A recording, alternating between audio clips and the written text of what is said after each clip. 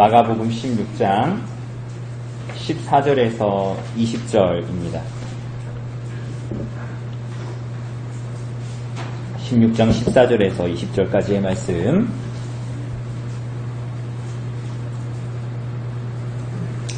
제가 봉독해 드리도록 하겠습니다. 14절입니다. 그 후에 11 제자가 음식 먹을 때에 예수께서 그들에게 나타나사 그들의 믿음 없는 것과 마음이 완악한 것을 꾸짖으시니 이는 자기가 살아난 것을 본 자들의 말을 믿지 아니함이로라. 또 이르시되 너희는 온 천하에 다니며 만민에게 복음을 전파하라. 믿고 세례를 받는 사람은 구원을 얻을 것이요 믿지 않는 사람은 정죄를 받으리라. 믿는 자들에게는 이런 표적이 따르리니 곧 그들이 내 이름으로 귀신을 쫓아내며 새 방언을 말하며 뱀을 집어 올리며 무슨 독을 마실지라도 해를 받지 아니하며 병든 사람에게 손을 얹는 즉 나으리라 하시더라. 주 예수께서 말씀을 마치신 후에 하늘로 올려지사 하나님 우편에 앉으시니라. 제자들이 나가 두루 전파할세 주께서 함께 역사하사 그 따르는 표적으로 말씀을 확실히 증언하시니라. 아멘.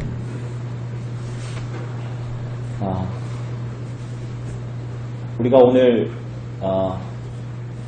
마가복음을 우리가 지금 몇 번째입니까? 지금 43번째 오늘 이제 다뤘습니다. 오늘 이 마가복음을 다루고 우리가 이 마가복음을 끝내고 그리고 이제 다음 주에 이제 한 주는 잠깐 주제 설교를 하고 그 다음 주는 우리가 요나서를 보고 그리고 이제 신약 성경으로 다시 요나서는 짧으니까 넘어가서 고린도서를 좀 우리가 함께 봤으면 좋겠습니다. 어쨌거나 우리가 오랜 시간 본 이 마가복음이 오늘 좀 마지막으로 보게 되는데요. 어떻게 보면 오늘 이 마가복음의 마지막 부분은 지금까지 이제 마가복음에서 얘기했던 예수님과 그리고 그를 따르는 제자의 삶의 그 핵심이 무엇인가를 보여주고 말해주는 그런 본문이라고 우리가 할 수 있습니다. 오늘 사랑하는 여러분, 우리가 이 땅을 살아가면서 만나는 사람들, 어떤 사람들에게 복음을 전하면 여러분 어떤 반응을 보이던가요? 잘 안 전해봐서 복음을 전하면 재빨리 사람들이 그 말을 하기 싫어하죠.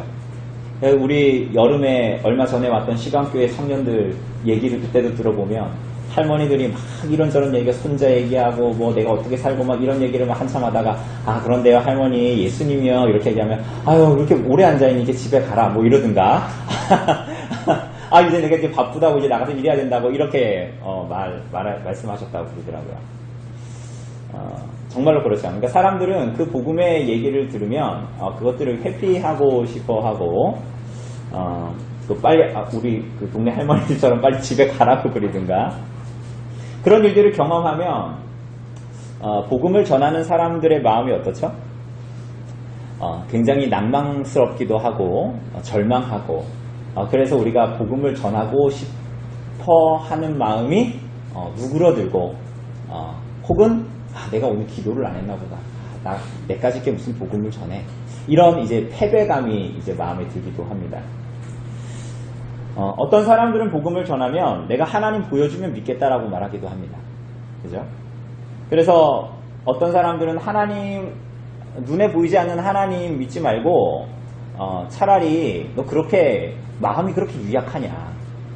그 하나님을 그렇게 의지할 정도로 마음이 그렇게 유약하니. 마음이 그렇게 약해가지고 이 거친 세상 살아가겠니. 이렇게 말을 하기도 하고. 그래서 자기 자신을 의지하든가 아니 그럴 바에는 차라리 나를 의지해라. 나를 너 지금 말하고 있는 나를 차라리 의지해라. 내가 너 많이 받아줄게. 뭐 이렇게 말하기도 하죠. 여러분 신앙을 하나님을 믿는 신앙을 갖는다라는 것은 쉬운 일이 아닙니다. 쉬운 일이 아니에요. 여러분 우리가 지난주에 본 것처럼 심지어 부활하신 예수님을 육안으로 목격하고도 예수님을 알아보지 못했지요.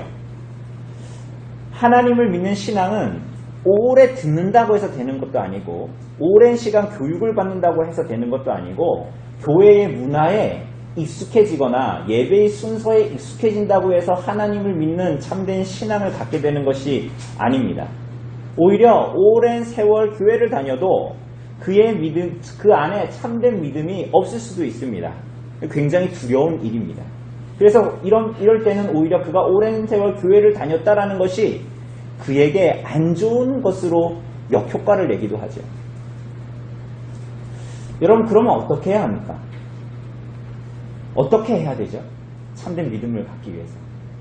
우리가 지난주에 보았다시피 거듭나는 은혜가 있어야 하지요. 위로부터 나는 은혜가 있어야 하죠. 그죠? 그게 뭐예요? 중생하는, 다시 태어나는 은혜가 있어야 합니다. 하나님 안에서 다시 거듭나 다시 태어나야 된다라는 거예요. 여러분, 그래서 그때야 심령의 눈이 밝아지고 육안으로 우리가 하나님을 보게 되는 것이 아니라 정말 예수님이 하나님의 아들이심을 보고 믿고 따르는 삶을 살게 됩니다. 그죠? 막달라 마리아, 우리가 지난주에 봤던 막달라 마리아와 엠마오의 두 제자, 심지어는 예수님의 11 제자들은 이 앞에서 봤던 마리아나 혹은 엠마오로 가는 두 제자의 증언을 듣고도 예수님의 부활을 믿지 않았습니다. 그죠? 그래서 우리가 지난주에 본 대로 예수님을 믿는 그 믿음을 그냥 우리들에게 너 믿어라 이렇게 하는 것이 아니라 어떻게 하신다 그랬어요? 우리가 지난주의 말씀을 좀 기억해 보면 무엇이 그들로 하여금 제자가 되게 했죠? 주님의 말씀과 하나님 예수 그리스도를 담자고 드러내는 증거하는 그 하나님의 말씀과 또 뭐예요? 그 예수 그리스도께서 대체 그 무슨 일을 하시는 그리스도고 메시아인가를 드러내는 성찬, 그 모든 은혜의 방편들까지도 우리에게 주심으로 우리들에게 참된 믿음을 갖고 예수님의 부활을 믿고 그렇게 신앙으로 살게 한다 그랬습니다. 그런데 오늘 본문에 나오는 우리가 읽었던 11 제자는 예수님의 말씀을 그 증언을 듣고도 예수님의 부활을 믿지 않았습니다. 그래서 오늘 어떻게 하십니까? 예수님께서 부활하신 예수님께서 제자들에게 나타나십니다. 그리고 나타나셔서 어떻게 하세요? 꾸짖으십니다. 왜 꾸짖으십니까? 무엇을 꾸짖으세요? 그들이 믿음이 없는 것과 그들의 마음이 완악한 것을 예수님께서 꾸짖으십니다. 그러니까 여기서 믿음이 없다. 그리고 마음이 완악하다라는 것은 하나님과 그분의 드러남을, 그분의 뜻을 거부한다. 이런 뜻입니다. 거부한다. 왜냐하면 이들이 부활의 증인들의 증언을 믿지 않았기 때문이죠. 그죠? 여러분, 이것이 얼마나 죄인의 완악한 마음입니까? 여러분, 우리는 세상에서 일어나는 많은 죄악들, 때로는 끔찍한 일들, 그런 것들이 하나님 보시기에 심히 부패하고 하나님 앞에 가증한 일이라고 생각하지만 여러분, 그 근원은 다른 곳에 있지 않습니다. 그 근원은 다른 곳에 있지 않아요. 어디에 있습니까? 어디에 있어요? 하나님을 믿지 않는, 하나님이 보내신 예수 그리스도를 믿지 않는 것이야말로 죄인의 가장 부패하고 완악하고 가증한 죄입니다. 그렇죠? 그러니까 우리는 누구를 칼로 찔러 죽이거나 정말 뉴스에 몇 주간 나올 정도의 그런 일이 나타나야 하나님이 그것을 굉장히 저 부패한 인간이, 저 가증한 인간이 라고 우리는 생각하지만 여러분, 그렇지가 않다라는 거예요.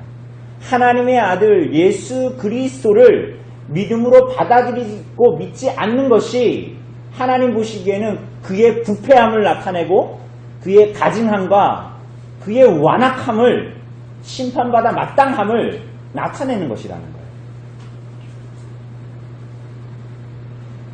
여러분, 이런 마음이, 이런 생각이 들 때가 있습니까? 여러분, 우리가 생각하는 것보다 이런 불신앙의 근원은 우리들의 주변에 굉장히 가까이 있습니다. 그리고 이렇게 하나님을 향한 부패와 이 완악함은 생각보다 우리들과 굉장히 가까이 있습니다. 우리들의 마음에 혹은 우리들이 대화하다 보면 하나님을 안 믿는 사람들의 말에 이런 말을 합니다. 또는 이런 마음이 우리 안에 들 때도 있죠. 내가 뭘 잘못했나? 나는 다른 사람한테 패 끼치면서 산 적 없는데? 나는 법 없이도 살 사람이라는 말을 잘 듣고 살아가는데? 나는 나름 선한 일을 하면서 살아가는데? 나 같은 사람이 천국에 가지 않는다면 신이라는 존재가 틀림없이 악한 존재일 거야. 라고 여기며 생각하는, 이거 다르게 얘기하면 뭐예요? 자기를 의롭다고 생각하는, 선하다고 생각하는 이 모든 생각들, 이것들이 다 뭐예요?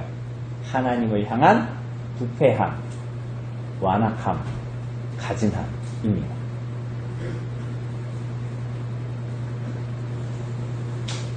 사랑하는 여러분, 이것이 불신자의 마음에만 있는 것이 아니라 우리들의 삶에도 이러한 마음들, 믿음 없음과 이 완악한 마음이 불쑥불쑥 찾아올 때가 있습니다. 그래서 우리가 지난주에 시편 53편에서 본 것처럼 어리석은 사람, 어리석은 자, 그 어리석은 자의 특징이 뭐예요? 마음에 누가 없다? 하나님이 없다. 그러니까 말은 하나님 없다라고 말하지는 않지만 그의 삶과 사상과 가치와 이 땅을 살아가는 삶을 보면 그가 하나님이 없다라고 말하는 것을 볼 수 있는 거예요. 그런데 그 모든 것이 믿음 없음과 마음의 완악함, 그 마음에 하나님이 없다라고 하는 증거라는 것입니다. 그래서 예수님이 믿지 않는 제자들을 찾아오셔서 그들을 꾸짖으신 것은 때로는 이러한 불신앙과 완악함이 우리 안에 있을 뿐만이 아니라 예수께서 부활하신 이후에도 이 땅에 사는 모든 성도들과 교회가 이러한 죄와 이러한 유혹의 문제와 계속해서 씨름할 것을 가르치신 것입니다. 그런데 여러분, 우리가 이게 말은 좋지만 그 죄와 유혹과 씨름한다는 것이 참 말은 좋지만 여러분, 우리가 알다시피 이것은 그 주제 하나만 놓고 봐도 우리가 감당하기 힘든 일이죠. 그렇지 않습니까? 죄와 유혹과 씨름하며 싸운다라는 것, 이 자체만으로도 우리는 사실은 감당할 수 없는 주제입니다. 어떤 면에서는. 그렇죠? 우리 안에 날마다, 시간마다 우리 안에 일어나는 강렬한 죄에 대한 욕구, 욕망, 강렬한 시험, 때마다 시마다 우리들의 연약함을 찔러대는 유혹들, 우리 안에 추악한 마음들, 하나님을 의심함으로 뒤로 미끄러지는 모든 삶의 모습들.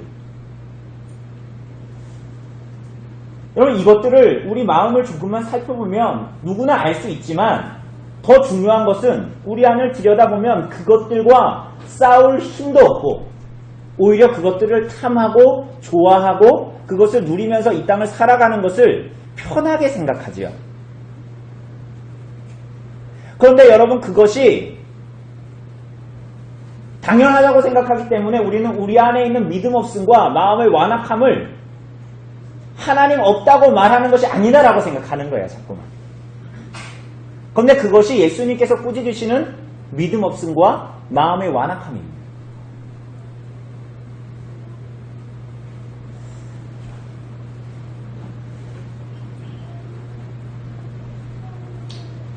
그럼 여러분과 저와 같은 성도를 부르시고 그 전에 오늘 본문에 나오는 막달라 마리아나 엠마오로 가는 두 제자나 심지어는 그 한두 명의 증언이 아니라 그 많은 그들의 증언을 다 받은 이 11명의 제자들, 심지어는 나중에 제자들의 증언을 듣고도 믿지 않는 제자들 중에 한 사람인 도마와 같은 사람들에게, 이 믿음 없고 완악한 여러분과 저와 같은 사람들에게, 이 제자들에게 그 죄와 유혹과 싸우기도 버겁고 실패하는 여러분과 저와 같은 사람들에게 소명을 주십니다. 이게 우리 죄와 싸우는 것도 버거운 우리들한테 소명을 주시는 거예요. 근데 이게 좀 이해가 안 되죠. 그 소명이 뭡니까? 그 사명이 뭐죠? 15절을 보면 온 천하에 다니며 만민에게, 그 모든 피조물에게 복음을 전파하라 라고 명령하십니다. 여러분, 그런데 이 사명은 우리가 착각할 수 있어요. 뭐냐면 오늘 여기 본문에 나오는 11명의 제자들에게만, 혹은 그들이 몸담고 있었던 초대 교회에만 주님께서 허락하신 사명이 아니라는 거야. 여기서 복음을 전파하라 그랬을 때 이 전파하라라는 말은 어떤 정해진 시기에만 딱 하고 말아라 라는 동사의 시제가 아니라 계속 멈추지 말고 진행하라는 의미를 지닌 동사의 시제를 가지고 있습니다. 그러니까 이것은 당시의 제자들에게만, 당시의 초대 교회만 주어진 것이 아니라 주님의 이 사명은 선지자와 사도들의 터 위에 세워진 교회, 그리고 그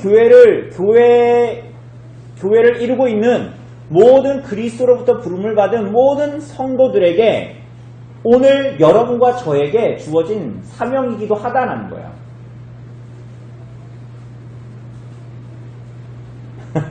그죠? 우리가 일반적으로 사명은 할 만한 사람한테 주지 않습니까? 우리가 혹시 짐을 지고 가도 우리 아이들 3명 있는데 나이에 따라서, 물론 이언니가 힘이 세기는 하지만 나이에 따라서 힘에 비례해서 짐을 주지 않습니까? 그걸 할 만한 사람한테 주지요. 그런데 하나님의 일은, 하나님께서 주시는 사명은 지금 그렇지가 않은 거예요. 모든 자들에게, 모든 성도들에게, 모든 교회에게, 그게 미국에 있는 교회건 서울에 있는 교회건 엄결리에 있는 교회건 아무 상관이 없이 그 사명을 주시는 것입니다. 사랑하는 여러분은 그렇다면 이 사명을 어떻게 감당하고 있습니까?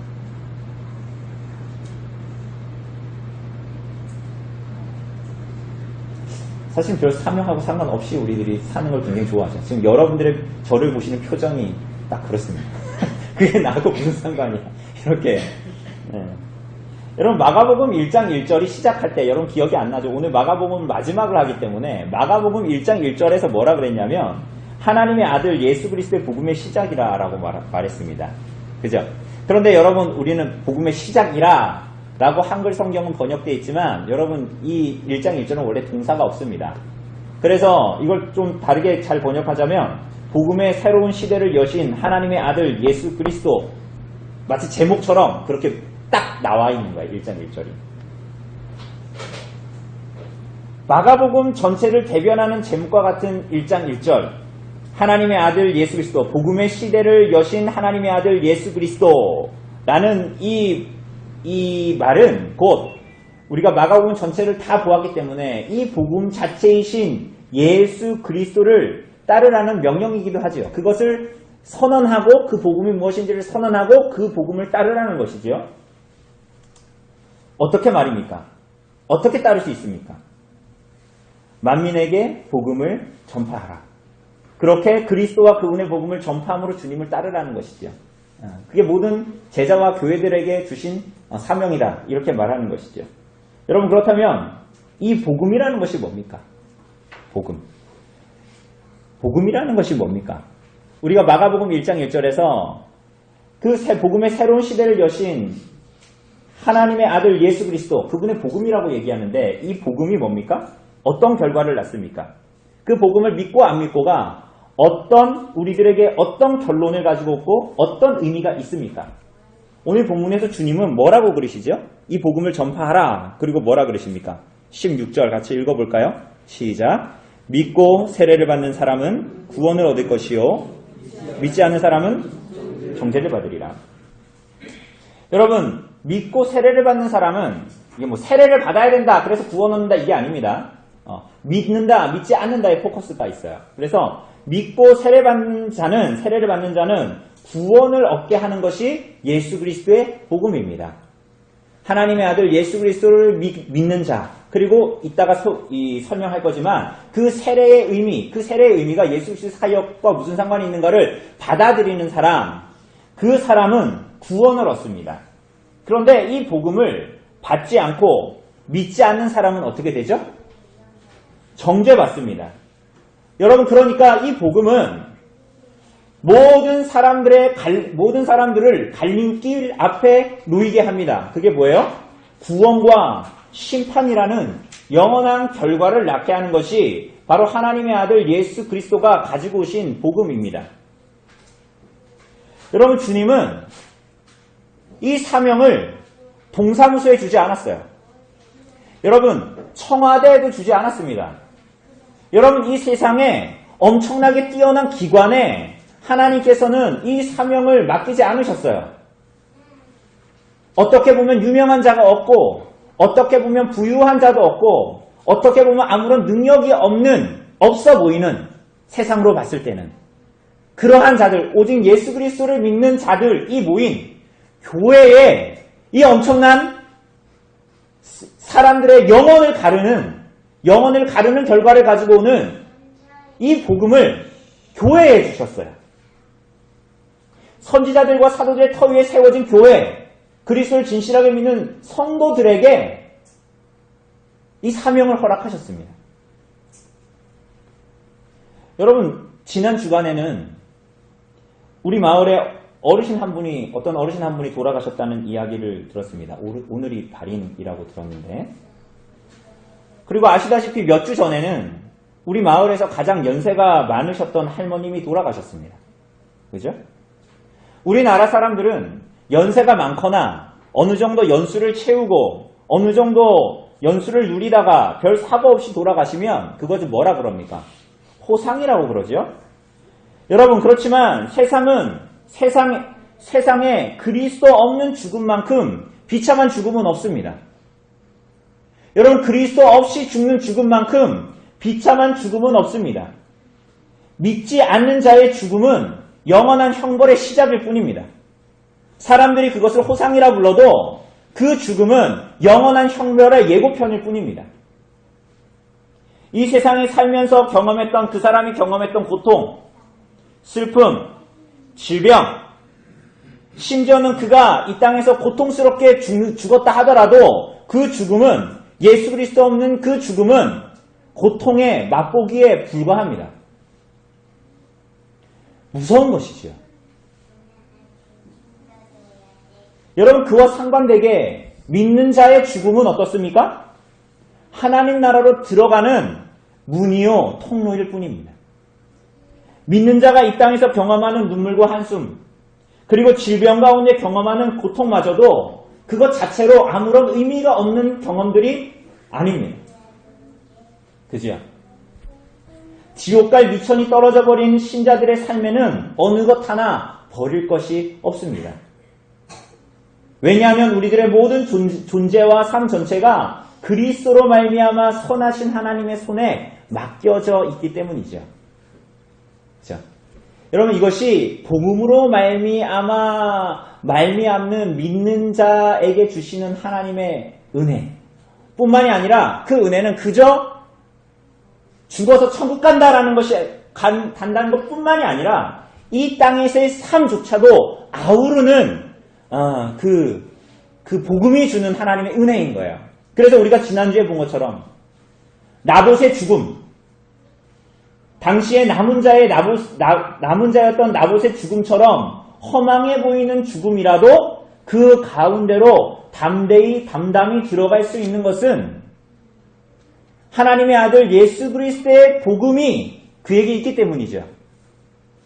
그래서 그 복음으로 말미암아 그 하나님의 아들을 통하여서 약속하신 그 모든 것들로 우리들을 다스리신다는, 그래서 하나님이 선하신 분이라는 그 믿음이 있기 때문에 나봇과 같은 삶을 하나님 앞에 담담히 살아갈 수 있게 되는 것이죠.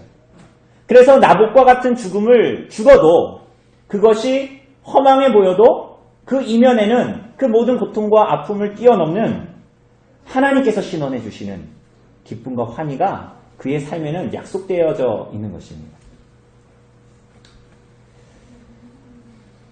그죠? 그것이 오늘 여러분과 저에게 주어진 복음, 그리고 전하라는 사명으로 주어진 복음. 그래서 이 복음의 사명을 감당함으로 말미암아 죄인들이 주님께로 돌아와서 이 참된 생명 가운데 살아가도록 부르신 것입니다. 그죠? 이 복음의 내용을 잘 드러내는 것이 우리가 지난주에는 성찬을 봤는데 오늘 본문에는 세례라고 표현되고 있습니다. 그래서 여러분 하이델베르크 요리문답 69문답은 이렇게 묻습니다. 그리스도께서 십자가 위에서 이루신 단번의 제사가 당신에게 유익이 됨을 거룩한 세례에서 어떻게 깨닫고 확신합니까? 우리 다음 주에 다음 달에 은희자매가 세례를 받을 건데 이렇게 묻는 거예요. 그러니까 세례가 이 거룩한 세례에서 그리스도께서 십자가 위에서 이루신 단번의 제사가 어떻게 유익이 된다고 깨닫고 확신할 수 있습니까? 이렇게 묻는 거예요. 그러니까 이렇게 답합니다. 그리스도께서 물로 씻는 이 외적 의식을 제정하시고 그의 피와 성령으로 나의 영혼의 더러운 것, 곧 나의 모든 죄가 씻겨짐을 약속하셨습니다. 이것은 물로 씻어 몸의 더러운 것을 없애는 것처럼 확실합니다. 이게 뭐래요? 더러운 몸을 물로 씻는 것처럼 확실하대요. 뭐가? 그리스도의 피와 성령으로 나의 영혼의 더러운 것을 씻어주셔서 내 죄가 다 씻겨져 나갔다라는 거예요. 그래서 그것을 표하고 인치는 것이 뭐예요? 세례다라는 것입니다. 이어서 70문답이 이렇게 묻습니다. 그럼 그리스도의 피와 성령으로 씻겨진다라는 게 뭡니까? 그러니까 하이델베르크 요리문답 70문답이 이렇게 답해요. 그리스도의 피로 씻겨진다라는 것은 십자가의 제사에서 우리를 위해 흘린 그리스도의 피로 말미암아 은혜로 우리가 하나님께 죄의 사함을 받았다라는 것을 뜻합니다. 성령으로 씻겨졌다라는 것은 우리가 성령으로 새롭게 되고 그리스도의 지체로 거룩하게 되어 점점 죄에 대하여 죽고 거룩하고 흠이 없는 삶을 사는 것을 의미합니다. 이렇게 말합니다. 이 복음의 소식은 그리스도의 십자가의 대속으로 하나님께 죄의 사함을 받았다라는 것입니다. 또한 우리 옛사람이 죽고 성령으로 새 사람으로 거듭나서 그리스도의 지체로 점점 하나님께 속한 의를 사랑하는 삶을 살게 된다는 것이에요. 나봇처럼. 목욕한 사람이 그래서 더 이상 더러운 흙바닥에 뒹굴어서 씻은 몸을 더럽게 하는 것을 거부하는 삶을 살게 된다. 이게 복음으로 말미암는 삶이다. 라고 말합니다. 그래서 사랑하는 여러분, 이렇게 복음의 소식을 듣고 믿어 성령으로 말미암아 그리스도로 새롭게 태어난 사람들은 이 세상에서 죽고 사는 문제 너머에 있는 것을 보기를 즐거워합니다. 뭐라고요? 이 복음을 믿어 세례를 받고 하나님 앞에 살아가는 모든 사람들은 어떻게 된다고요? 이 세상에서 죽고 사는 문제를 뛰어넘어 있는 것을 보기를 즐거워합니다. 우리를 그리스도의 복음으로 구원하신 목적과 이유가 뭡니까? 우리가 오늘 오후에도 다루겠지만 여러분과 저를 벌하시기 위해서가 아니지요. 우리를 그리스도의 복음으로 구원하신 이유가 뭐예요? 그리스도와 함께 살도록 하기 위해서. 그렇게 하나님을 사랑하고 기뻐하며 살도록 하기 위해서. 그래서 내가 이 땅에서 살고 죽는 모든 문제는 그리스도께서 나를 구원하시고 그리스도가 나와 함께 하시고 동행하신다라는 사실 앞에서 아무런 힘을 쓰지 못하게 만들어버리는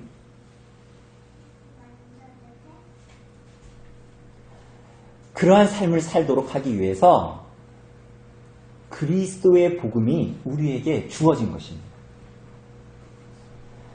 그렇게 복음을 믿고 복음을 전하고자 하는 사람들에게 어떤 일이 벌어집니까? 17절에 보면 무슨 일이 벌어진대요? 표적이 따른대요. 자, 어떤 표적 말입니까? 예수님의 이름으로 뭐래요? 귀신을 쫓아냅니다. 그리고 또 뭐예요? 새 방언을 말합니다. 18절에 보면 뱀을 집어 올리고 무슨 독을 마셔도 죽지 않고 병든 사람에게 안수하고 기도하니 낫게 됩니다. 자, 여러분들이 복음을 전하니까 이런 일들이 벌어지던가요? 여러분 얼마 전에는 TV에 나왔었는데 어떤 사람이 이렇게 막 오순절 계통 같은데 이분이 막 복음을 전한다고 막 하면서 뱀을 이렇게 들어가지고 이렇게 독사인데 막 이렇게 데리고 놀고 그랬거든요. 근데 그 사람이 물려서 죽었어요. 그러니까 여러분 이 얘기는 성도들은 뱀을 갖고 놀아도 얼마 전에도 여기 우리가 독사가 차에 깔려 죽었는데 여러분 우리가 뱀을 막 갖고 놔도 된다. 뭐 독을 마셔도 된다. 뭐 이런 얘기를 하는 것이 아니죠. 자, 그렇다면 여러분 복음을 믿고 막 전하니까 이러한 표적들이 여러분의 삶에 막 일어나던가요? 둘 중 하나겠네요. 여러분들이 가짜거나 성경이 가짜거나 뭐 여러분 그렇지가 않죠. 여러분 이런 표적들이 뭘 의미합니까? 우리가 이런 것들을 볼 때 우선은 기억해야 되는 것, 놓치지 말아야 되는 것이 뭐냐면 이 표적들은 복음 전파와 함께 반드시 일어나는 일이 아니라는 거야. 우선은 그것을 기억할 필요가 있습니다. 그리고 그것이 성경에 기록되어진 초대교회는 일어났는데 지금 일어나지 않는다라는 것은 지금 우리가 가지고 있는 복음이 거짓말이라는 것을 말하는 것도 아닙니다. 여러분, 이러한 표적들이 의미하는 것들이 뭐죠? 믿는 자들의 복음이 진리이고 이러한 전도의 미련한 방식이 하나님이 원하시는 방식이다라는 것을 나타내는 거예요. 심지어는 복음을 전파하는데 이러한 표적들이 나타나는 것은 우리들은 이런 것들을 기대하겠지만 이 표적들이 일어나는 것은 우리의 기대와 상관없이 누구의 필요에 의해서 나타나는 거예요? 하나님이 보시기에 하나님의 필요에 의해서 그 일들이 발생하게 됩니다. 그죠? 그러니까 우리는 이런 것들을 볼 때 이제 오해하는 거예요, 자꾸만. 오늘 이 본문은 표적이 초점이 아님에도 불구하고 이런 것들을 보면 우리들은 자꾸만 표적에 눈이 가거든요. 막 우리 옛날에 막 이렇게 가끔 길거리 가다 보면 한창 제 신대원 때 막 이렇게 막 우리 교회 오라고 막 이렇게 플랜카드 같은 게 붙어 있는 게 뭐 집회를 하는데 이런 거 있어요. 아말감이 금리로 변하는 거. 좋아요, 안 좋아요? 제2에 있는 저는 금리가 많지만 제2에 있는 아말감이 막 금으로 변한대요. 막 안수를 하면. 좋아요, 안 좋아요? 금이 아니라 다이아몬드 뭐 이런 걸로. 우리는 자꾸만 그런 것에 끌리죠. 그런데 오늘 본문이 말하는 것은 그러니까 50%는 복음전도하고 50%는 표적을 보인다. 그렇게 해서 복음전도의 사명을 감당해라 라는 말이 아닙니다. 여러분 이 표적들은 하나님께서 복음전도와 사명, 제자들에게 주신 교회에 주신 사명에 감당하는 것을 그 사명을 감당할 때 하나님께서 증인들을 어떻게 도우시는가를 보여주는 것입니다. 다르게 얘기하면 이들이 사명을 감당할 때 하나님께서 그냥 야, 니는 뭐 네 능력 되는 대로 어떻게 해봐. 아유 그래, 니는 뭐 요만큼 갖고 있으니까 그 능력대로 네 능력대로 한번 해봐. 능력이 없어서 배운 게 없어서 못하면 아니 말고 능력 되는 데까지 해봐. 이렇게 하는 것이 아니라는 거예요. 여러분 복음 증거에 나타나는 그럼 따르는 표적들은 구체적으로 뭡니까? 본문을 보니까 귀신들이 쫓겨나가죠. 그죠? 그런데 귀신들이 쫓겨나가는데 이것은 우리가 가진 능력으로 무엇으로 재능으로 말빨로 혹은 목소리가 크면 귀신이 무서워가지고 쫓겨나가고 그런 것이 아니다. 그래서 뭐라 그래요? 누구의 이름으로? 그리스도의 이름으로 귀신이 쫓겨나간다라고 말하죠. 그리스도의 이름으로 그분의 이름에만 능력이 있다라는 거야. 하나님의 아들 예수 그리스도와 그분의 복음에만 능력이 있다라는 것입니다. 그래서 그것은 귀신에 붙들린 자를 놓이게 합니다. 그죠?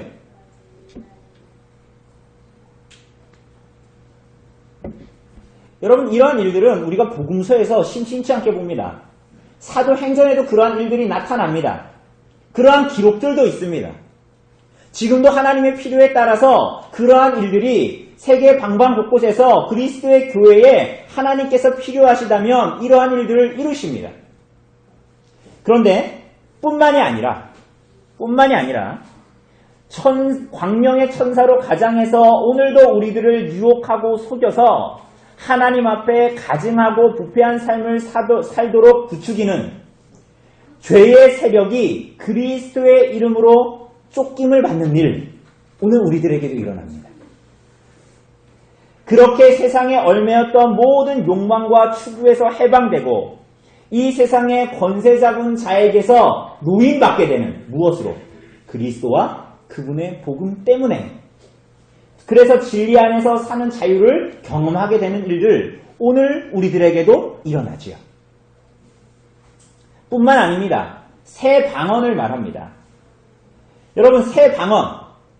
여러분, 이후에 이제 사도행전에 보면, 우리가 옛날에 사도행전을 다뤘지만, 사도행전을 보면 성령의 임재를 나타내는 중요한 표징 중에 하나가 뭐였어요? 이 방언이었습니다. 오순절 성령 강림 사건 때, 여러분, 그래서 오늘 본문에서 새 방언을 말한다는 것은, 랄랄랄랄랄라 이렇게 말한다. 제가 옛날에 어느 기도원에 가서 보면 어떤 사람 방언을, 딸기 방언을 했어요. 딸기 방언. 딸기 방언 뭔지 아세요? 스트로베리 계속 이렇게 하더라고요. 여러분, 그러한 방언을 말하는 것이 아니라 오늘 이 새 방언으로 말한다는 것은 그 복음을 온 천하의 유대인이건 이방인이건 상관없이 전할 수 있도록, 우리의 능력을 뛰어넘어 전할 수 있도록 이 복음을 전하는 능력으로서의 외국어를 말합니다. 뭐라고요? 외국어를 말한다, 외국어. 여러분, 그러니까 여러분, 이것은, 배워서 내가 영어를 막 몇십 년 배워가지고 영어로 복음을 잘 전한다, 이런 이유가 아니라는 건 알고 계시겠죠. 왜냐하면 우리가 오순절 성령 강림 때도 보면 성령께서 강림하셔서 그곳에 모인 모든 그 문도들이 방언을 하지요. 방언을 합니다. 각종 방언을 말합니다. 그러니까 사도행전 2장에서 뭐라고 그러냐면, 부르기아와 밤빌리아와 애국과 구레네에 가까운 리비아 여러 지방 로마로부터 온 나그네 그레데인과 아라비아인들이 복음을 들어요. 물론 사도행전에는 하나님의 큰일이라고 말하죠. 하나님의 큰일을 들어요. 그런데 이 사람들이 다 언어가 다르잖아요. 언어가 다른 사람인데 예루살렘에 성전에 와서 제사를 드리러 왔는데 이 사람들이 갑자기 자기 나라 언어를 듣는 거예요. 우리가 만약에 중국에 갔는데 미국에 갔는데 갑자기 우리나라 사람들 말이 막 들리는 거예요. 그죠? 근데 그걸 보니까 이 말을 하는 사람들은 한국 사람들이 아니야. 이 리비아 사람들이 아니고 그레데 사람들이 아니고 아라비아 사람들이 아니라 이 유대인들이 난 곳 방언으로, 이 사람들이 난 곳 방언으로, 그들의 언어로, 그 언어를 배운 적이 없는데 그 언어로 하나님의 큰 일을, 예수 그리스도의 복음을 말하더라라는 거야. 그 사건은 오순절 성령 강림으로 성취됐습니다. 그죠? 뿐만 아닙니다. 사도행전 28장에서 바울은, 이 사도행전 마지막 장이 28장인데 그 28장에 보면 바울은 멜리데라는 섬에 도착합니다. 배가 파손돼가지고 그 멜리데라는 섬에 이제 들어간 거예요. 들어갔는데 추우니까 불을 피워야 되잖아요. 그런데 불을 피우려면 나무가 있어야 되죠. 바울이 나무를 집어서 가져갔는데 무슨 일이 벌어졌어요? 무슨 일이 벌어졌어요? 그 나무 무더기에서 뱀이 나와가지고 그 손을 물고 있었잖아요. 그러니까 그 사람들이, 원주민들이 뭐라 그래요? 저 사람이 바다에서는 구원받았는데 땅에서는 그 죽음의 신을 피하지 못하고 독사에 물려서 죽는구나. 그래서 그 사람들이 어떻게 했습니까? 이 바울이 어떻게 죽나 하고 몸이 부어서 죽을까, 피를 토하고 죽을까 하면서 이렇게 가만히 지켜본 거예요. 근데 오래 기다려도 아무 이상이 없는 것을 보고 뭐라 그랬어요? 신이라, 이렇게 얘기했습니다. 그리고 그 마을의 추장이 보블리오라는 사람이 있었는데 그 보블리오라는 사람의 부친이 질병에 걸려 있었는데, 열병과 이질에 걸려 있었는데 바울이 들어가서 안수하니 그가 낫게 되었죠. 그죠? 이게 다 뭘 말하는 겁니까? 이 표적들은 다 뭘 말하는 거예요? 하나님이 복음을 전하는, 복음의 사명을 감당하는 자들과 함께 하신다라는 것입니다. 그리고 하나님의 보호와 도우심이 나타남으로 말미암아 그들이 전하는 이 복음이 진리다라는 것을 내가 인쳐주겠다라는 거야. 사랑하는 여러분, 여러분이 복음을 전할 때 어떤 일이 일어납니까? 여러분들이 복음을 전할 때 이런 일이 일어납니까? 오늘도 하나님은 이런 일을 하실까요? 혹은 하실 수 있을까요? 여러분 생각은 어떠십니까? 하실 수 있죠. 믿으십니까? 하나님은 그렇게 하실 수 있습니다. 오늘 우리가 보겠지만, 오후에도 보겠지만, 모든 자연의 이 법칙을, 창조의 세계와 창조 세계의 원리를 만드신 분이 누구예요? 하나님이십니다. 때로는 그것을 역전시키시고 엎으셔서 그 원리를 일하시는 분도 누구세요? 하나님이세요. 그것을 만드신 분이기 때문에. 여러분, 오늘날도 표적은 일어납니다. 하나님께서 하시는 이 일들은 일어납니다. 그런데 이 일들은 우리들의 기대가 아니라 하나님의 필요에 의해서 오늘도 일어나는 거예요. 그리스도의 이름으로 귀신이 내쫓기고 귀신의 가르침을 따라서 살던 사람들이 그리스도의 법을 사랑하며 살아갑니다. 말할 수 없는 상황 가운데 놓였던 사람들이 하나님께서 원하시면 복음을 말할 수 있게 하시고 위험에서 건지시기도 하시고 필요하시면 모든 사람을 그리스도의 이름으로 낫게 하시기도 합니다.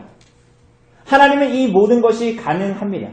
하나님의 선하신 뜻 안에서 하나님이 원하시면 지금도 그런 일을 하고 계시고 복음이 그렇게 증거되게 하십니다. 여러분, 그러나 오늘 사랑하는 여러분, 그렇다고 해서 그 표적을 맛보기 위해서 기도원으로 가지 마십시오. 여러분, 우리가 이렇게 놀랍게 여기고 신기해하고 보고 싶어하는 이런 표적들, 그런데 이것은 그 자체로는 그 사람들이 참으로 거듭나게 하지 못합니다. 놀랍게도 그렇습니다. 이 표적들은 그리스도의 복음이 진리임을 표시하는 것일 뿐이에요. 여러분, 사도행전과 교회사에서 이 표적들은 실제로 입증됐습니다. 그러나 우리들이 그 표적들을 사도행전이나 교회의 역사에서 많이 보지만 그것들보다 더 자주 많이 보게 되는 것이 뭡니까? 더 많이 보게 되는 건 뭐예요? 그들이 복음을 전하고 표적들을 드러내는 그런 기사들도 있지만 대부분의 사도행전과 교회의 역사에서는 뭐가 나타납니까? 복음을 전하는 자들이 복음으로 말미암아 받게 되는 뭐예요? 고난, 박해, 복음에 대한 저항입니다. 여러분, 이것이 그리스도의 복음을 전파하는 사람들이 이 땅에서 가장 많이 맛봤던 음식이에요. 이게 뭘 말하는 걸까요? 여러분, 그렇다면 하나님께서는 그 사도들과 그 교회의 성도들이 복음을 전하고 때는 복음 때문에 박해를 받고 고난을 받고 고문을 당하고 죽을 때 하나님이 계시지 그곳에 계시지 않으셨던 걸까요? 당연히 아니지요. 하나님은 그곳에 계셨지요. 그런데 하나님은 그 표적들이 아니라 더 참된 것으로 그들이 전하는 복음이 진리라는 것을 표적으로 나타내셨습니다. 그게 뭐예요? 그들이 기뻐함으로 감내하는 고난. 그들이 그리스도를 사랑함으로 말미암아 받아들이는 박해. 그것이 오히려 뱀을 집어들고 독을 마셔도 죽지 않고 그러한 모든 것들보다 더 큰 표적이었던 거예요. 이들은 그러면서도 어떻게 주님을 따를 수 있었죠? 심령의 눈이 떠져서 주님을 진실하게 따르게 된 제자들은 교회는 표적이 나타난 것 때문에 기뻐하는 삶을 살지 않았습니다. 이상하죠? 세상이 우아하는 일들. 제가 복음을 전하면서 오늘 나가다가 이렇게 허리가 굽어있는 할머니에게 허리에다 손을 대면서 막 안수를 해서 허리가 펴지면 암에 걸린 분한테 제가 이렇게 안수를 해서 그 암이 나아지면 우리 교회 여기 의자가 모자라겠죠.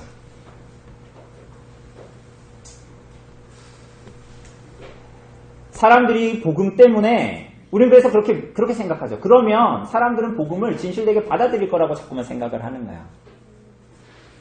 여러분, 우리 자꾸 거꾸로 생각하는 거예요. 거꾸로. 복음에 따르는 하나님께서 필요해서 따르게 하시는 그 표적은 그것이 진리라는 것을 나타내는 것인데 우리는 자꾸만 이걸 거꾸로 하려고 그러죠. 어떻게 해요? 표적이 드러나서 복음을 참으로 믿을 수 있다라고 생각하는 거야. 자꾸 거꾸로 합니다. 거꾸로. 그러니까 자꾸 복음을 뭐로 삼는 거예요? 도구로 삼는 거예요. 그래서 병 걸리면 교회 가면 낫겠구나라고 생각하는 거야. 이건 복음을 받아들이고 영원한 생명을 얻고자 하는 것이 아니죠. 여러분, 누가복음 10장 19절에는 예수님께서 제자들 전도의 일을 보내고 나서 그 모든 놀라운 일들이 벌어지고 나서 제자들이 막 보고합니다. 예수님한테 무슨 일이 있었다고 막. 그런데 예수님이 그 보고를 받으신 후에 뭐라고 말씀하시죠? 내가 너희에게 뱀과 정갈을 밟으며 원수의 모든 능력을 제어할 권능을 주었으니 너희를 해칠 자가 결코 없으리라. 결코 없을 거라는 거예요. 그러나 언제나 예수님은 그러나 할 때가 중요해요. 그러나 귀신들이 너희에게 항복하는 것으로 기뻐하지 말고 너희 이름이 하늘에 기록된 것으로 기뻐하라는 거예요. 예수님이 그러니까 뭘 말씀하시는 거예요? 표적으로 주님을 따르게 되는 것이 아니라 너희가 정말 기뻐해야 되는 것은 표적이 나타나고 되게 신기한 능력을 갖게 됐다라는 것으로 복음의 전파 그렇게 기뻐하는 것이 아니라 뭐예요? 너희의 이름이 하늘에 기록된 것으로 기뻐하라는 거예요. 다른 것이 아니라 너희가 하나님의 백성된 것, 예수 그리스도의 복음으로 말미암아 하나님의 나라를 소유하고 영원한 생명을 소유하게 된 것, 그래서 너희가 그리스도의 교회의 지체가 된 것, 그리스도와 함께 하나님의 나라가 임한 것, 그래서 오늘 이 땅에서 주님과 동행함으로 영생을 누리면서 살아가는 것, 그것으로 기뻐하라고 말씀하시는 것입니다. 여러분, 이렇게 그리스도를, 하나님의 아들 그리스도를 기뻐하는 자들이 어디서 무엇을 하면서 살건 증인이 됩니다. 증인이 됩니다. 여러분, 우리는 거꾸로 하고 싶어 해요. 어떻게든지 내가 능력치가 있어가지고 이 사명을 어떻게 딱 해가지고 그래가지고 일이 진행이 돼가지고 할 수만 있으면 표적이 딱 드러나가지고 내가 그래서 기뻐할 수 있다라고 생각합니다. 혹은 이 일들이 진행되지 않으면 나는 더 이상 기뻐하는 성도의 삶을 못 사는 거죠. 그런데 주님께서 뭐라고 말씀하시는 거예요? 반대로 말씀하시는 것입니다. 너희가 복음을 기뻐해야 된다라는 거예요. 그것을 사랑해야 된다라는 거예요. 그 예수 그리스도와 오늘 이 땅에서 영생을 살아야 너희가 어디에 있든 증인이 될 수 있다라는 것입니다. 여러분, 표적이 나타나지 않아도 우리가 주님 앞에 서게 되는 그날 우리는 보게 될 거예요. 뭘요? 여러분들이 복음을 전할 때 표적이 나타나지 않았어도 그래가지고 여러분들이 복음을 전할 때마다 조롱을 받고 박해를 받고 고난의 순간에 있다 하더라도 그때에 주님께서 여러분들에게 함께 하시고 보호하시고 도우시고 동행하셨다라는 그 참된 표적이 하나님이 임마누엘 하셔서 함께 하시는 그 참된 표적이 한시도 떠나지 않았다라는 것을 우리는 그 날에 목격하게 될 겁니다.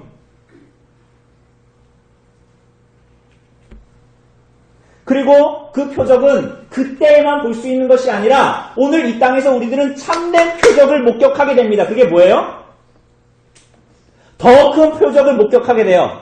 뱀에 물려도 죽지 않는 것보다 더 큰 것을 목격하게 돼요. 병자가 병에서 낫는 것보다 더 큰 표적을 발견하게 됩니다. 그게 뭐예요? 그리스도의 복음으로 말미암아 마귀에 사로잡혔던 자가 그리스도의 말씀을 사랑하게 되는 놀라운 표적을 맛보게 됩니다. 이것은 죽었던 나사로가 무덤에서 다시 살아나는 것과 비교할 수 없는 엄청난 복음이 진리라는 것의 표적입니다. 여러분과 저와 같은 사람이 허물과 죄로 죽었던 사람이 하나님의 이름을 부르고 찾는다. 뱀에 물려 죽지 않는 것보다 더 큰 표적입니다. 오늘 여러분이 하나님의 이름을 부르면서 이 시간 하나님의 이름을 부르면서 그리스도를 찾는 것, 독을 마시고 죽지 않는 것보다 더 큰 표적입니다. 그 더 큰 표적이 복음의 전파로 말미암아 이 땅에서 이루어지는 에스겔의 환상과 같이 마른 뼈와 같았던 여러분과 저가, 진노의 자식이었던 여러분과 저가 예수 그리스도로 말미암아 영안이 띄어지고 부활하신 주님을 기다리고 바라고 믿고 살아가는 그 일들이 오늘 우리들 가운데 일어난다. 오늘 사랑하는 여러분, 이 일들이 어떻게 일어납니까? 여러분과 저의 삶을 보면 초라할 뿐인데요. 그렇죠? 오늘 제자들도 문을 걸어 잠그고 숨어 있지 않습니까? 그런데 오늘 이 일들이 어떻게 일어났다라고 얘기하죠? 오늘 19절을 보니까 우리 한번 읽어볼까요? 19절 시작. 주 예수께서 불려지사 하나님 우편에 앉으셨다라고 말합니다. 하나님 우편에 앉으셨다라는 것은 뭡니까? 그리스도께서 온 우주와 세상과 교회를 뭐 하신다? 통치하고 다스리신다라는 거예요.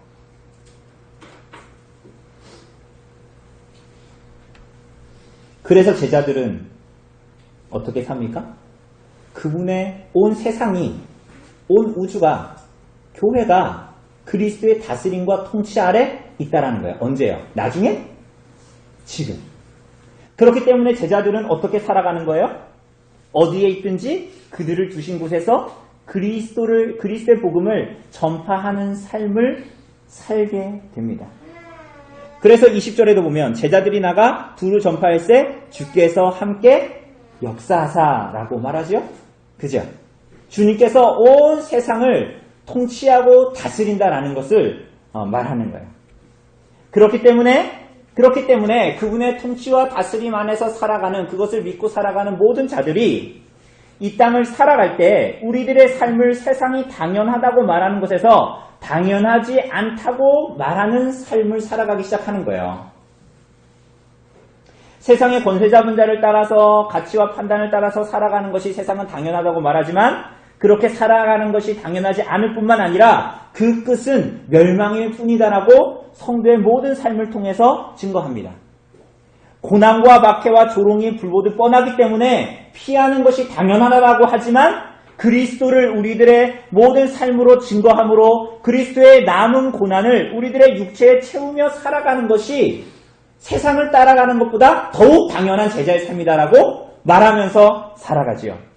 그리스도와 그분의 복음을 만나게 되어서 세상이 보기에 그 당연하지 않은 삶을, 그리스도께서 주신 사명을 감당하는 일생을 살기를 소원하게 되는 거예요.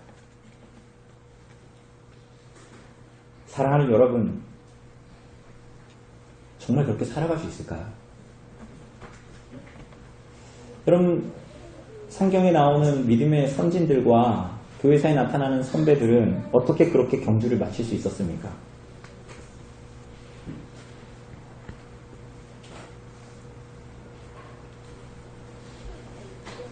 마가복음의 결론은 굉장히 단순합니다.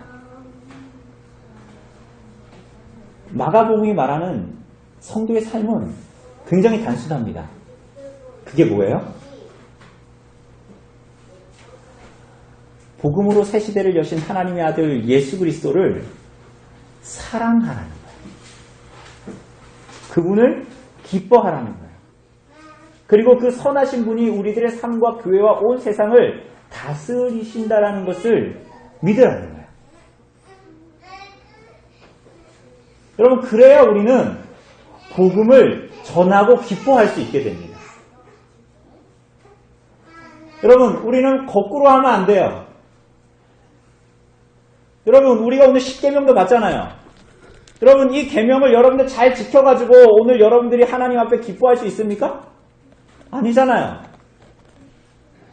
하나님께서 예수 그리스도로 말미암아 우리를 구원하셨기 때문에 우리는 이 말씀을 지키면서 살려고 기뻐하면서 그리스도로 말미암는 기쁨 때문에 말씀대로 살아가려고 하죠. 마찬가지입니다. 그리스도를 사랑하고 기뻐하기 때문에 그의 사명을 감당하고 싶어지는 것입니다. 여러분, 우리가 그리스도를 기뻐하지 않는다면 그리스도의 복음을 전파해도 우리 스스로는 낭망하고 절망할 수 있어요. 여러분, 우리가 그리스도를 기뻐하고 사랑해야, 그 하나님의 아들 예수 그리스도를 사랑하고 기뻐해야 우리가 원하는 표적이 일어나지 않아도 스스로를 탓하거나 소명을 포기하는 일을 하지 않게 됩니다. 여러분, 그래서 제자들이 한 일이 뭐예요? 막 사람들을 설득했습니까? 돈을 주고 매수해서 막 교회 오라 그랬습니까? 막 선물 엄청 줄 테니까 우리 교회 오라 그랬습니까? 그렇지 않았죠. 그리스도와 그분의 복음을 뭐 했어요? 전했어요. 전파했어요. 이게 무슨 얘기인지 아세요? 말했어요. 그런데 마가복음의 이 마지막에 제자들의 핵심이라고 할 수 있는 그리스도와 그분의 복음에 대한 증언을 누가 하시죠? 누가 하십니까? 20절에 보니까 주께서 그 일을 하시는 거예요. 주께서 그 표적을 일으키시고 그 말씀이 참임을 증언하십니다. 누가요? 제자들이요? 아니요. 제자들은 말했잖아요. 이것을 누가 증언하십니까? 주께서 증언하세요. 여러분, 마가복음이 이렇게 끝나요. 무슨 말이에요? 정말 자기를 부인하고 자기 십자가를 지고 나를 쫓으라는 그 부름이 때로는 마가복음을 읽으면서 너무나 무겁게 느껴지고, 때로는 그런 컨디션 좋을 때는 베드로처럼 난 할 수 있어요, 이렇게 생각이 들 때도 있었지만 대부분은 그것은 우리에게 감당하기 힘든 짐이었지요. 그런데 오늘 이 마지막에 예수께서 말씀하시는 이 마가복음의 마지막의 말은 뭐예요? 주님의 이 부르심이 그야말로 그분을 사랑하는 일에 몰두하고 그분을 기뻐하는 일에 몰두하라는 풍성한 잔치로의 초대다라고 말하는 것입니다. 사랑하는 여러분, 그렇기 때문에 제자들의 참된 소명과 사명은 뭡니까? 그들이 증인으로 살게 하는 그 근원은 뭡니까? 14절이 말하는 대로 우리의 하나님이 없다고 하는 우리들의 이 믿음 없음을 포기하는 것입니다. 그리스도를 향해서 완악하고 그분과 복음을 거부하는 삶을 내려놓는 것입니다. 그것은 그리스도를 향한 온전한 믿음을 붙들고 그분을 우리들의 삶의 모든 자리에서 받아들이고 섬기는 거예요. 우리 구주 예수 그리스도를 사랑하고 기뻐하고 그분을 세상 무엇보다 소중하게 여기는 것입니다. 여러분, 여기에 우리들의 모든 생명이 달려있고 심지어 우리들의 모든 사명의 완수도 다른 것이 아니라 여기에 달려있어요. 그렇게 그 일을 하는 자들에게가 아니라 그분을 사랑하는 자들이 주님을 알게 됩니다. 주님도 그 일을 하는 자들이 아니라 그렇게 그분을 사랑하는 자들에게 자기를 알리시는 거예요. 그죠? 사랑하는 여러분, 마가복음의 제자도는, 성경이 말하는 제자도는 이렇게 우리 구주 예수 그리스도를 참으로 믿고 사랑하는 것입니다. 그게 답니까? 그게 답니다. 이것이 주님을 좇게 하고, 이것이 주님을 따르게 하고, 이것이 주님을 자랑하게 하고, 이것이 우리가 교회를 사랑하게 하고, 이것이 교회의 사명을 감당하게 하는 거예요. 뭐요? 하나님의 아들, 복음을 가지고 새 시대를 여신 하나님의 아들 예수 그리스도를 믿고 사랑하는 거예요. 그분을 기뻐하는 거예요. 그것이 모든 일들을 감당하게 하는 것입니다. 그래서 우리 구주 예수 그리스도와 그분의 복음을 사랑하고, 그래서 우리들의 삶에 일어나는 그 무엇이라도 그리스도와 그분의 복음을 사랑하는 것을 포기하지 못하게 하는 그 주님 안에서의 참된 기쁨, 희락과 자유, 그걸 우리들에게 주님께서 허락하시고 그것으로 주님을 쫓아오라 라고 말씀하시는 것입니다. 오늘 사랑하는 여러분, 하나님께서 우리들이 이렇게 참된 제자요 증인의 삶을 살아갈 수 있도록 성령께서 우리들을 그렇게 도우시기를 바랍니다. 우리들에게 아무런 능력이 없다라는 것을 우리가 진지하게 받아들이고 진실로 받아들이고, 그래서 우리가 의지하고 의탁할 분이 그리스도밖에 없고, 그 복음을 가지고 오신 것이 그리스도밖에 없고, 그 복음으로 살게 하시는 분도 그리스도밖에 없기 때문에 그리스도를 사랑하는 것, 그리스도를 믿는 것, 그리스도의 말씀을 우리들의 삶에 받아들이는 것, 그분을 사랑하기 때문에 그것이 성경이 말하는 제자도 제자의 삶입니다. 성도의 삶입니다. 우리들의 삶이, 이 마가복음에서 말하는 그 제자의 삶이 오늘 여러분과 저의 삶에 있고 우리 교회 가운데 있도록 성령께서 우리들을 도우시기를 간절히 바랍니다. 우리 시간 잠시 기도하도록 합시다.